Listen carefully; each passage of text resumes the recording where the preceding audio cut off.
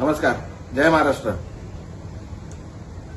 जो प्रकार माझ्यात आणि पत्रकारांमध्ये हा झालेला आहे त्याच्यासाठी मी मनापासून दिलगिरी व्यक्त करतो आणि हा प्रकार का घडला हे जरा आपल्याला सांगू इच्छितो. ज्या दिवसापासून मी शिवसेनेत प्रवेश केलाय त्या दिवसापासून एकदम वाईट शब्दात आणि शिव्यागाळ करून मला जे अपमान करत होते तरी पण मी सर्व अपमान सहन केले. तरी सुद्धा आज सकाळी परत एक पत्रकार मित्र आले होते. मी त्यांना हात जोडून विनंती केली की बाबा याबद्दल आपण कुठलंही मला विचारू नका. जे मला काय बोलायचं होतं ते मी सर्व बोलून झालेलं आहे.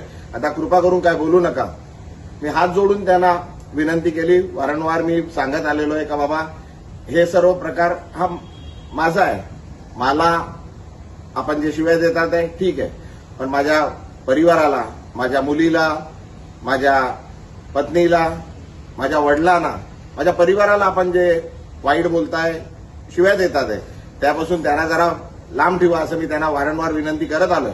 तरी सुद्धा आज सकाळी पण पुन्हा एकदा माझ्या पत्नीबद्दल, माझ्या वडिलांबद्दल वाईट शब्द, वाईट गोष्टी सांगण्यात आल्या, खोट्या गोष्टी सांगण्यात आल्या आणि तरी ते पत्रकार त्याच गोष्टी परत विचारण्याकरता आल्या. माझ्याकडून त्यांना विनंती करण्यात आली पण त्यांनी न थांबता ते चालू राहिलं. त्याच्यात जरा वाद जरा जास्त झाला.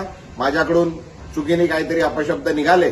मी त्याकरता पुन्हा एकदा त्या पत्रकारांची आणि पूर्ण पत्रकार समूहाची मनापासून दिलगिरी व्यक्त करतो आणि हे का होतंय हे आम्ही आपल्याला सांगितलंय.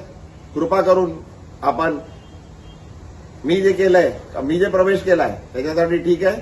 माझ्या परिवाराला, माझ्या मुलीला, माझ्या परिवाराला, माझ्या पत्नीला, माझ्या वडिलांना जे हयात नाहीये, माझ्या आईना आणि माझ्या पूर्ण परिवाराला याच्यापासून जरा लांब ठेवा अशी आपल्याला विनंती करतो. धन्यवाद. जय हिंद. जय महाराष्ट्र.